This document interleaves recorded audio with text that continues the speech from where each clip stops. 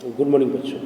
आज हम लोग क्लास 10 लेसन 1 के अंतर्गत टॉपिक 2 का अध्ययन करेंगे। टॉपिक है the making of nationalism in Europe. तो बच्चों, टॉपिक का मतलब है यूरोप में राष्ट्रवाद का निर्माण। अगर आप मध्य 18वीं सदी के यूरोप के नक्शे को देखें तो उसमें वैसे राष्ट्र राज्य नहीं मिलेंगे जैसे कि आज है, जिन्हें आज हम जर्मनी, इटली और स्विट्जरलैंड के रूप में जानते हैं। वे तब राजशाहियों, डचियों और कैंटोनों में बटे हुए थे, जिनके शासकों के स्वायत्त क्षेत्र थे।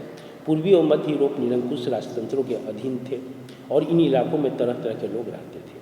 वे अपने आप को एक सामूहिक पहचान या किसी समान संस्कृति का भागीदार नहीं मानते थे।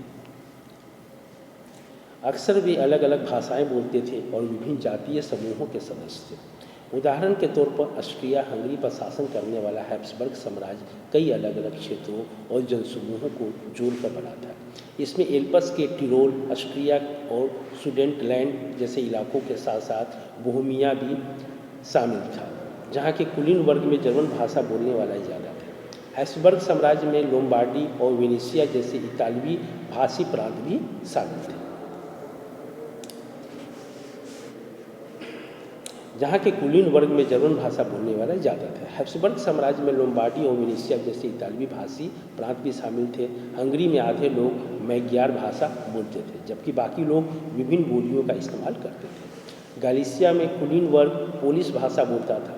इन प्रभावशाली समूहों के अलावा हैब्सबर्ग साम्राज्य की सीमा रेखाओं के भीतर भारी संख्या में खेती करने वाले लोग अधीन अवस्था में रहते थे, जैसे उत्तर में बोहेमिया और स्लोवोक, कार्नियोला में स्लोवेंस, दक्षिण में क्रोएट तथा पूरब की तरफ ट्रांसिल्वेनिया में रहने वाला रोमन लोग। ऐसा फर्क राजनीतिक एकता को आसानी से बढ़ावा देने वाला नहीं था।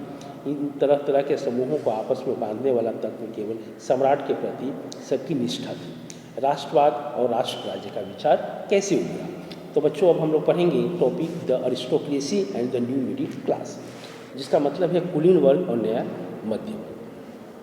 तो सामाजिक और राजनीतिक रूप से जमीन का मालिक कुलीन वर्ग यूरोपीय महाद्वीप का सबसे प्रभुत्वशाली वर्ग था। इस वर्ग के सदस्य एक साझा जीवन शैली से बंधे हुए थे, जो क्षेत्रीय विभाजनों के आर पार व्याप्त थी। वे ग्रामीण इलाकों में जायदाद और शहरी हवेलियों के मालिक थे। राजनीतिक कार्यों के लिए तथा उच्च वर्गों के बीच वे फ्रेंच भाषा का प्रयोग करते थे। उनके परिवार अक्सर वैवाहिक बंधनों से आपस में जुड़े होते थे, मगर यह शक्तिशाली कुलीन वर्ग संख्या के लिहाज से एक छोटा समूह था। जनसंख्या के अधिकांश लोग कृषक थे। पश्चिम में ज़्यादातर जमीन पर किराएदार और छोटे काश्तकार खेती करते थे, जबकि पूर्वी और मध्य यूरोप में भूमि विशाल जागीरों में बटी थी, जिस पर भूदास खेती करते थे।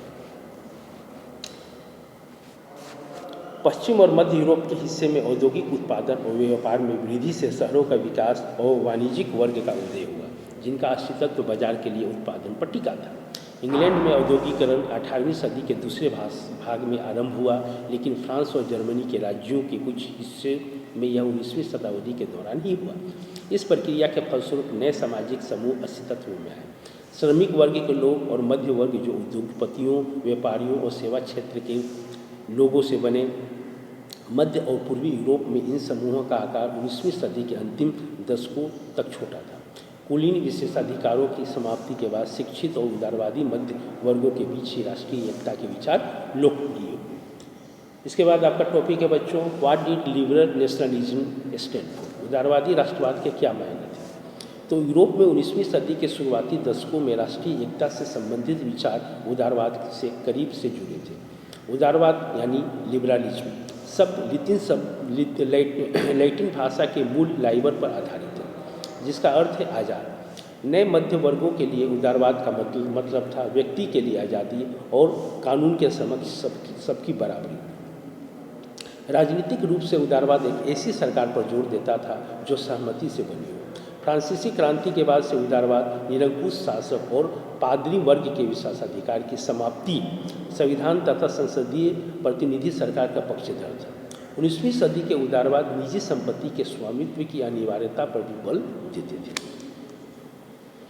लेकिन यह जरूरी नहीं था कि कानून की समक्ष बराबरी का विचार सबके लिए मताधिकार के पक्ष में था। आप याद करें कि क्रांतिकारी फ्रांस उदारवादी प्रजातंत्र का पहला राजनीतिक प्रयोग था और वहाँ मत देने और चुने जाने का अधिकार केवल संपत्तिवान पुरुषों को ही हासिल था। संपत्ति विहीन पुरुष और सभी महिलाओं को राजनीतिक अधिकारों से वंचित रखा गया था। केवल थोड़े समय के लिए जैकोबिन शासन के समय सभी वयस्क पुरुषों को मताधिकार प्राप्त था, मगर नेपोलियन की संहिता पुनः सीमित मताधिकार वापस आई और उसने महिलाओं को अवयस्क दर्जा देते हुए उन्हें पिताओं और पतियों के अधीन कर दिया। संपूर्ण 19वीं सदी तथा 20वीं सदी के आरंभिक वर्षों में महिलाओं और संपत्ति विहीन पुरुषों ने समान राजनीतिक अधिकारों की मांग करते हुए विरोध आंदोलन चलाया। आर्थिक क्षेत्र में उदारवाद, बाजारों की मुक्ति और चीज़ों तथा पूंजी के आवागमन पर राज्य द्वारा लगाए गए नियंत्रणों को खत्म करने के पक्षधर था। 19वीं सदी के दौरान उभरते हुए मध्य वर्गों को यह जोरदार मांग थी।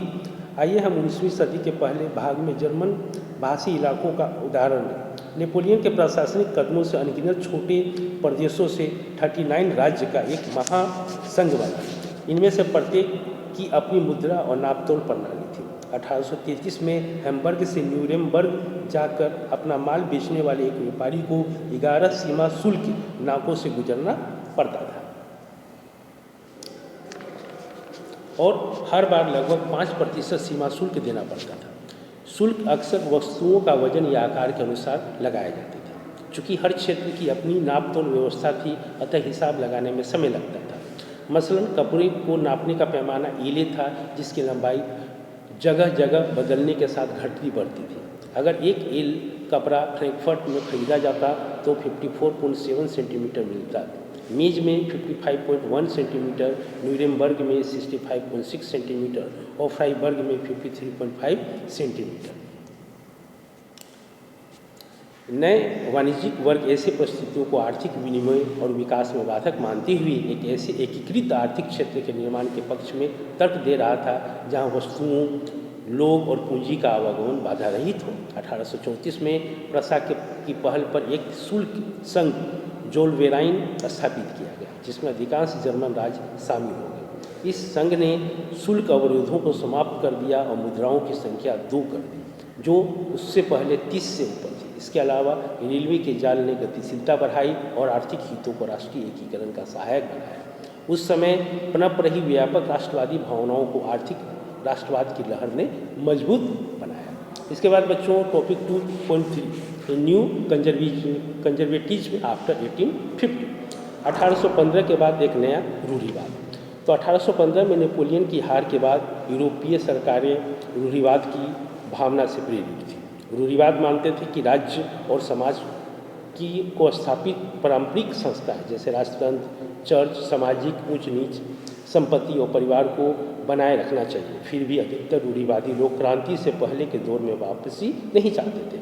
नेपोलियन द्वारा शुरू किए गए परिवर्तनों से उन्होंने यह जान लिया था कि आधुनिकीकरण राजतंत्र जैसी पारंपरिक संस्थाओं को मजबूत बनाने में सक्षम था।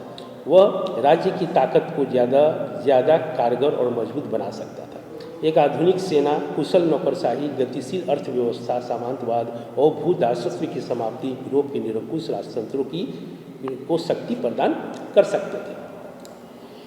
1815 में ब्रिटेन, रूस, प्रसा और ऑस्ट्रिया जैसे यूरोपीय शक्तियों जिन्होंने मिलकर नेपोलियन को हराया था के प्रतिनिधि यूरोप के लिए एक समझौता तैयार करने के लिए वियना में मिले। इस सम्मेलन की मेजबानी ऑस्ट्रिया के चांसलर ड्यूक मेटरनिख ने की। इसमें प्रतिनिधियों ने 1815 की वियना संधि तैयार की, जिसका उद्देश्य उन कई सारे बदलावों को खत्म करना था जो नेपोलियाई युद्धों के दौरान हुए थे।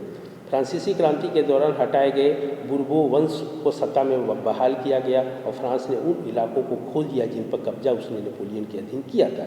फ्रांस की सीमाओं पर कई राज्य कायम कर दिए गए ताकि भविष्य में फ्रांस विस्तार न कर सके। अतः उत्तर में नीदरलैंड्स का राज्य स्थापित किया गया, जिसमें बेल्जियम शामिल था, और दक्षिण में पिडमोंट में जेनोवा जोड़ दिया गया। प्रसा को उसकी पश्चिमी सीमाओं पर महत्वपूर्ण नए इलाके दिए गए, जबकि ऑस्ट्रिया की उत्तरी इटली का नियंत्रण सौंप दिया गया। मगर नेपोलियन ने उन 40 राज्यों का जो जर्मन महासंघ स्थापित किया था उससे बरकरार रखा गया। पूर्व में रूस को पोलैंड का एक हिस्सा दिया गया, जबकि प्रसा को सैक्सनी का एक हिस्सा प्रदान किया गया। इस सब का मुख्य उद्देश्य उन राजतंत्रों की बहाली थी जिन्हें